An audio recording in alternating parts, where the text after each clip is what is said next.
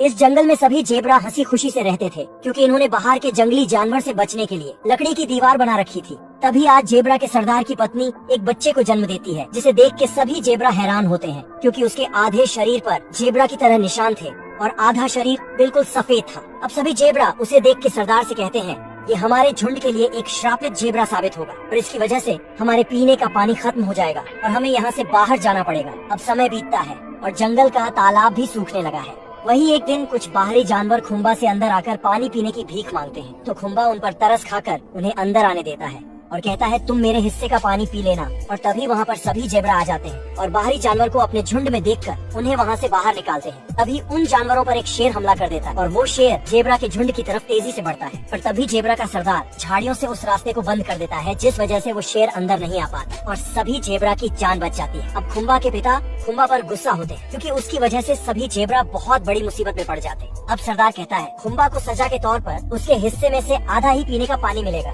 वही बाकी जेबरा खुम्बा को श्रापित बोलकर उस पर हंसते हैं, जिससे खुम्बा बहुत उदास हो जाता है। तो खुम्बा की माँ उसे उदास देखकर उसके पास आती है और उसे एक जादुई नदी की कहानी सुनाती है। वो बताती है कि पहले सभी जेबरा बिल्कुल सफेद हुआ करते थे और जेबरा के शरीर पर कोई धारियां नहीं होती थी। पर एक दिन एक जेबरा को जादुई नदी मिली और जब वो उस नदी को पार करके निकला तो उसके शरीर पर काली धारियां आ गई, जिससे वो बहुत खूबसूरत लगने लगा और सभी जेबरा उसके जैसा बनने के लिए उस नदी को पार करके निकल गए। जिसके बाद सभी जेबरा की काली धारियां आ गई। ये सुनकर खुम्बा बोलता है, अगर मुझे धारियां मिल जाए तो बारिश हो जाएंगी और कोई भी मुझे श्रापित नहीं बोलेगा। पर खुम्बा अपनी माँ की पूरी बात सुने बिना ही वहाँ से चला जाता है। वहीं एक टिड्डा खुम्बा को उसी जादुई नदी का नक्शा बनाकर दिखाता है, जिसे देखकर खुम्बा उस तालाब को ढूंढने का फैसला करता है। पर जब वो एक आखिरी बार अपनी माँ से मिलने जाता है तो वो इस दुनिया को अलविदा कर चुकी थी और सभी जेबरा इसका दोष भी खुम्बा को दे रहे थे और कहते हैं, तुम एक श्रापित जेबरा हो, इसीलिए तुम्हें हमारे कबीले से चले जाना चाहिए। अब खुम्बा अपने कबीले को छोड़कर जादुई नदी की तलाश में निकल जाता है, जहाँ पर उसे एक लोमड़ी मिलती है जो कि उसका शिकार करने के लिए उससे झूठ बोलती है कि उसे जादुई नदी तक का रास्ता पता है। वहीं कुछ दूर और आगे जाकर खुम्बा को दो और जंगली जानवर मिलते हैं, जिसमें से एक का नाम मामा था और दूसरा एक शत्रमुर्ग होता है। तभी मामा और शत्रमुर्ग लोमड़ी को खुम्बा के साथ देखकर उसके गलत इरादे समझ जाते हैं। तभी लोमड़ी भी खुम्बा का शिकार करने के लिए अपने और साथियों को बुला लेती है, पर मामा खुम्बा को जैसे तैसे बचा लेता है और सभी लोमड़ी को मार के भगा देता है। अब खुम्बा मामा और शत्रमुर्ग को बताता है कि उसे एक जादुई नदी की तलाश है, जिससे उसके शरीर पर जो आधी काली धारियां हैं वो प्राकृतिक रूप से पूरी हो जाए और उसे कोई भी श्रापित न बोले। तभी हम देखते हैं कि जो शेर सभी जानवर का शिकार करने वाला था वो लोमड़ी को पकड़कर खुम्बा के पास जाने का रास्ता पूछता है और उसकी खुशबू सूंघते हुए उसे ढूंढने लगता है। वहीं कबीले के सभी जेबरा और सरदार समझते हैं कि खुम्बा कबीले के बाहर जाके शेर का शिकार बन गया होगा,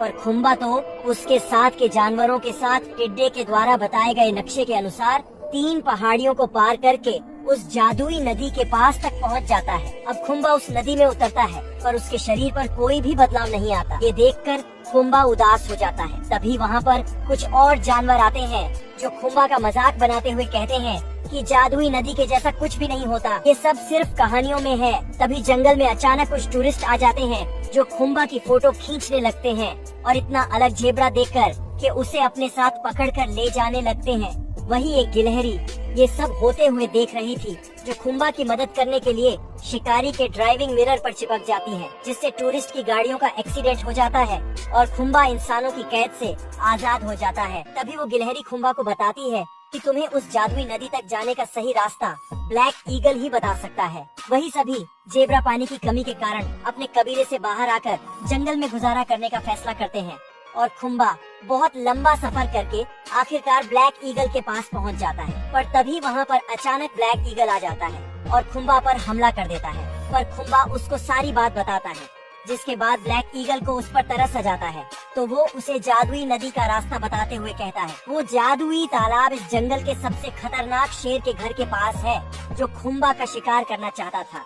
अब ना चाहते हुए भी खुम्बा को उसी खूंखार शेर के पास जाना पड़ता है। तभी मामा और शत्रमुर्ग खुम्बा को शेर के पास जाता देख उसका साथ छोड़ देते हैं, जिसके बाद खुम्बा अकेले ही उस जादू नदी के पास जाने लगता है। पर तभी मामा और शत्रमुर्ग के पास शेर आ जाता है और वो उनसे खुम्बा का पता पूछता है।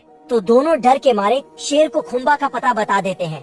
पर शेर के जाते ही दोनों को बहुत ज्यादा अफसोस होता है कि उन्होंने खुम्बा के साथ जाने अनजाने में गलत कर दिया। तभी वो दोनों भी खुम्बा को ढूंढने के लिए निकल जाते हैं। वही खुम्बा अपने सफर में बहुत ज्यादा आगे निकल जाता है और एक बंजर जमीन पर पानी न मिलने की वजह से बेहोश हो जाता है। तभी खुम्बा देखता है कि एक बकरी भागते हुए उसकी ओर आ रही है, जिसकी बहुत समय पहले खुम्बा ने पानी पिलाकर मदद की थी। अब वो बकरी खुम्बा को कुछ फल खाने को देती है, जिससे खुम्बा के अंदर थोड़ी ताकत आ जाती है। वही हम देखते हैं कि खुम्बा की मदद करने के लिए जंगल के सभी जानवर एक जगह इकट्ठा हो गए हैं और वो सभी जानवर कई सारी मुसीबत का सामना करके खुम्बा को एक गुफा के अंदर तक पहुंचा देते हैं, जहां पर खुम्बा देखता है उसके अंदर कहीं सारे जेब्रा की फोटो भी बनी हुई है। तभी वहाँ पर वही शेर भी आ जाता है जो खुम्बा को बताता है बहुत साल पहले जंगल में एक भविष्यवाणी हुई थी कि जंगल में एक आधी काली धारियों वाला जेब्रा जन्म लेगा, जिसका मांस खाकर मैं और भी ज्यादा ताकतवर हो जाऊंगा और मेरी एक खराब आंख भी ठीक हो जाएगी। अब शेर खुम्बा के ऊपर हमला कर देता है और इस लड़ाई के दौरान